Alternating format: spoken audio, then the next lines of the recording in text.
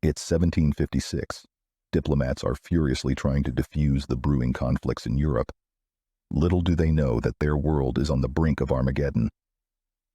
Soon, shots will be fired in distant lands like India and North America that will have far-reaching implications. National identities will be forged in the heat of battle, revolutions will be seeded, and the nature of warfare itself will be transformed. The 7 Years' War, with its interconnected theaters spanning the globe, will echo through history as a precursor to the chaotic 20th century. The first shots rang out in the remote Ohio River Valley as a young George Washington's small force ambushed a lone French envoy. You see, tensions between French and British colonists in North America were escalating towards open conflict for years before the official start of the war. Back in Europe, those diplomats scrambling to contain the brush fires of conflicts flaring up around the globe realized it was too late. The tinderbox had been lit, igniting a conflagration that would engulf empires the world over. In the forests and wildernesses of the Americas, Britain and France vied for control of the lucrative fur trade and strategic waterways. Washington struck early victories securing Virginia's frontier, earning a promotion to colonel. But his first major battle at Fort Necessity ended in defeat and surrender to the French. Undeterred, the British dispatched General Braddock, who launched a campaign to besiege Fort Duquesne. But Braddock led his men into a brutal ambush by French and indigenous American forces. His surviving troops retreated in disarray, leaving Braddock himself mortally wounded on the battlefield. It was a humbling defeat. Britain replaced Braddock with the more prudent General Forbes, who succeeded in capturing Fort Duquesne in 1758. On the European continent, Prussia's King Frederick the Great saw weakness in the Austrian Empire and made his move to seize the rich province of Silesia. This bold gambit sparked a wider European war. France soon joined Austria and Russia against the alliance of Britain and Prussia. Frederick's military innovations and personal bravery on the battlefield allowed Prussia to defy the odds. At Rossbach in 1757, he secured a stunning victory against a combined French and Austrian army twice the size of his own. Prussian discipline and maneuverability carried the day. The following year at Leuthen, Frederick again demonstrated his tactical brilliance. Outnumbered more than 2-1 by Austrian forces, he nevertheless emerged triumphant, cementing his legacy as a military genius. At the same time across the seas, the Carnatic Wars raged in India as Britain and France vied for control through alliances with local rulers. The British East India Company under Robert Clive scored a decisive victory over French allied forces at Plassey. With Bengal now under British control, their dominance of the subcontinent grew, laying the foundations of Britain's colonial empire in India. The world's major powers were now fully engulfed in global warfare. Far-flung theaters of war were increasingly intertwined.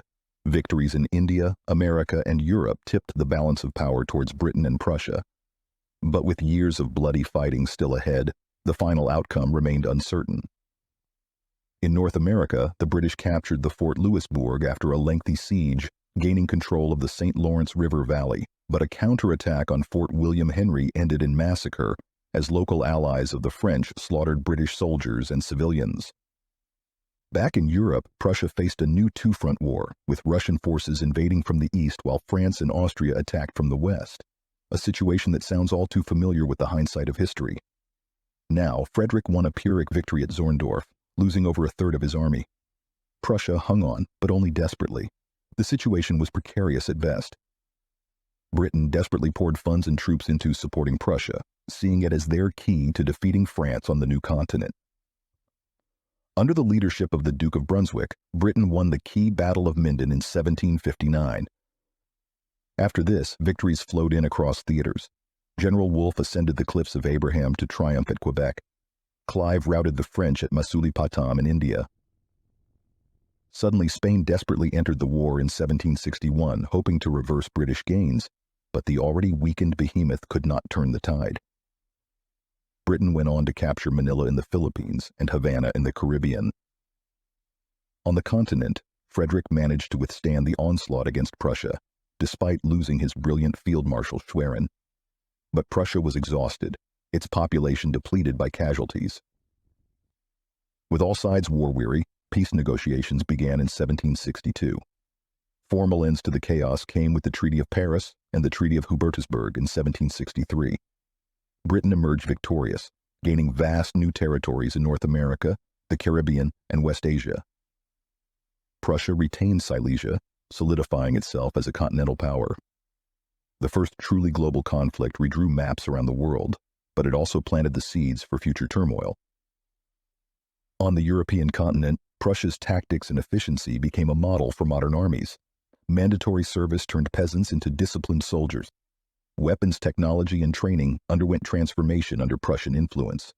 This military prowess paved the way for Prussian leadership over the patchwork of German states.